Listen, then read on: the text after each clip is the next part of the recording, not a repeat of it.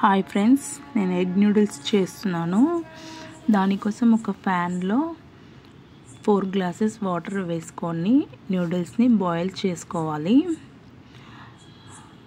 అందులోనే కొంచెం ఆయిల్ వేసుకోండి, ఎందుకంటే నూడిల్స్ స్టిక్ కాకుండా ఉంటాయి. అందులోనే కొంచెం సాల్ట్ వేసుకోండి. నూడిల్స్ని ఇలా చించుకొని పెట్టుకోండి ఒక ప్లేట్లో. మీకు ఈజీ ప్రాసెస్ ఉంటే చేసుకోండి. మరుగుతున్న వాటర్లో ఇప్పుడు మనం నూడిల్స్ తీసుకొని అందులో వేసుకోవాలి. ఆ నూడిల్స్ని బాయిల్ చేసుకోవాలి. మీకు నచ్చితే ఈజీ ప్రాసెస్ అనిపిస్తే చేసుకోండి. ఇలా ఉడకబెట్టుకొని ఒక జాలీలో వడగట్టుకోవాలి. బయట ఫాస్ట్ ఫుడ్లో తినడం కంటే ఇంట్లో చేసి ఇవ్వడం పిల్లలకు మంచిది కదా అని నేను ఇలాగే చేస్తాను. ఫాస్ట్ ఫుడ్లో తినరు. దీనికోసం నేను 4 ఎగ్స్ తీసుకున్నాను. మీకు ఎక్కువ కావాలంటే ఎక్కువ తీసుకోండి. ఒక ప్యాన్లో కొంచెం ఆయిల్ వేసుకోవాలి. ఆయిల్ వేసుకొని ఈ ఎగ్స్ని బాయిల్ చేసుకోవాలి. ఆయిల్లో ఫ్రై చేసుకోవాలి.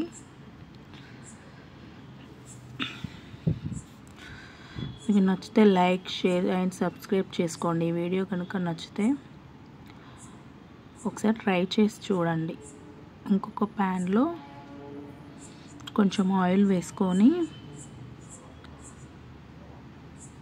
అందులో ఒక 2 పచ్చిమిర్చి కట్ చేసి వేసుకోవాలి. అలాగే ఒక క్యారెట్ని చిన్నగా ముక్కలు చేసుకొని ఆయిల్లో వేసుకోవాలి. ఇవి ఆయిల్లో మంచిగా ఫ్రై అయ్యాక ఫ్రై చేసుకోవాలి. ఇందులోనే కొంచెం సాల్ట్ వేసుకోవాలి, ఎందుకంటే నేను స్టార్టింగ్లో ఆల్రెడీ వేసాను. 2 స్పూన్స్ సాస్ వేసుకోవాలి. సాస్ వేసుకోవడం వలన టేస్ట్ బాగుంటుంది.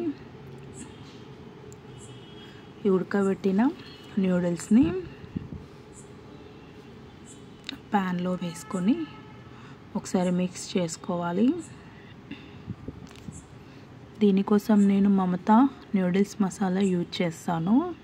ఈ మసాలా చాలా బాగుంటుంది, టేస్ట్ కూడా బాగుంటుంది. ఒకసారి ట్రై చేయండి. ఈ మసాలాను నూడిల్స్లో మిక్స్ చేసుకోవాలి.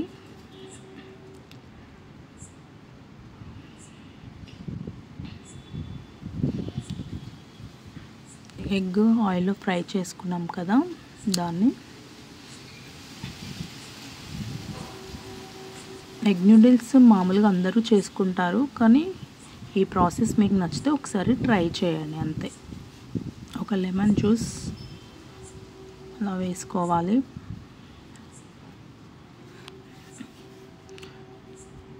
చిన్నగా కట్ చేసి పెట్టుకున్న కొత్తిమీర కూడా యాడ్ చేసుకోవాలి. లాస్ట్ ఫైనల్గా ఇలా రెడీ అయిపోయింది ఎగ్ నూడిల్స్.